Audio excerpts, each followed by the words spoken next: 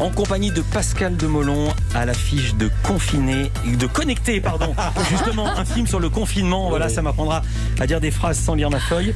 Hélène Manarino, c'est bien vous? Je crois. Hein? Je crois que c'est moi. Bonjour Philippe.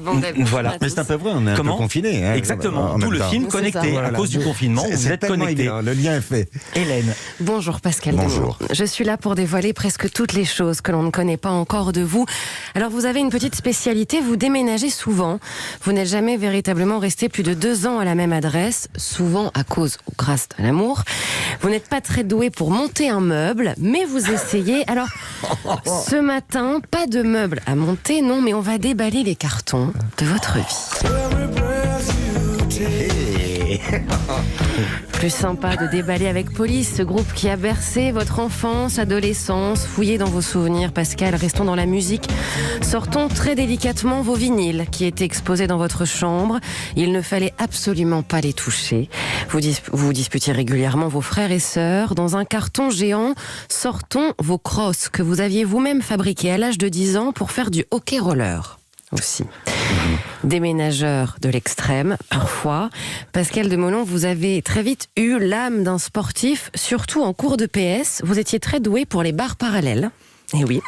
Et puis, il y a eu le foot, équipe de Germaine, en tenue noire et jaune. C'est quoi l'équipe de Germaine? Un petit club très, très humble. Hein, c'est le nom d'un village? Oui, c'est le nom d'un village. Oui, bien sûr. C'est pas l'avant-centre. Voilà, vous avez t-shirt jaune, short noir, chaussettes noires et jaunes. Voilà, maille à l'abeille. Voilà, maille à Vous l'abeille, avez exactement. Aussi fait de l'équitation et du vélo. Alors, petit accident quand même à l'âge de 8 ans, quand vos freins ont lâché et que vous avez atterri dans un mur.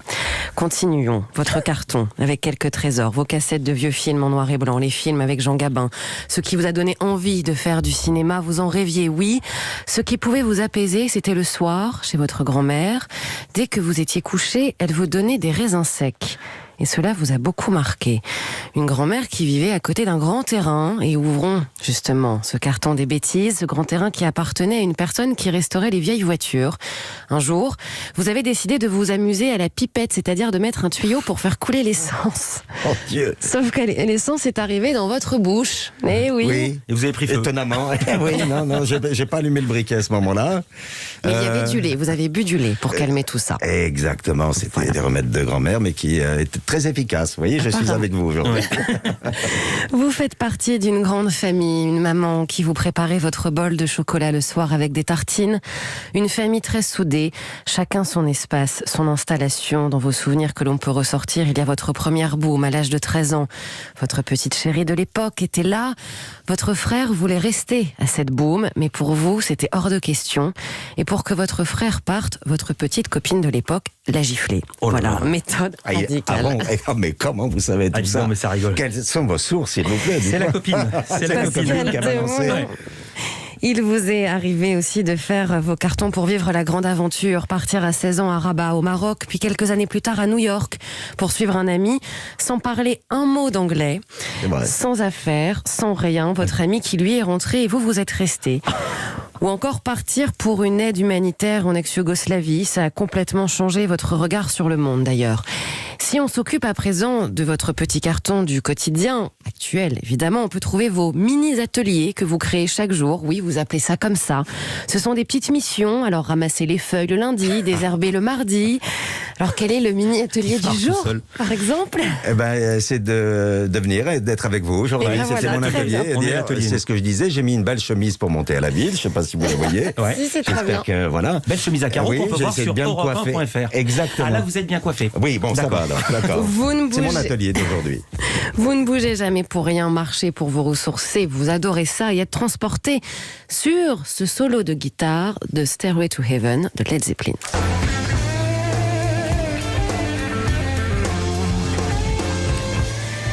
Et oui, jamais de scotch sur la bouche. Vous êtes très bavard et certains vous imitent, mais ça ressemble souvent à une imitation de Jacques Chirac. Ça vous amuse. Joueur et chanceux, vous aimiez jouer au rapido. Il chante aussi. Il chante aussi. Dans les cafés ou au loto, vous avez même gagné 2000 € un jour.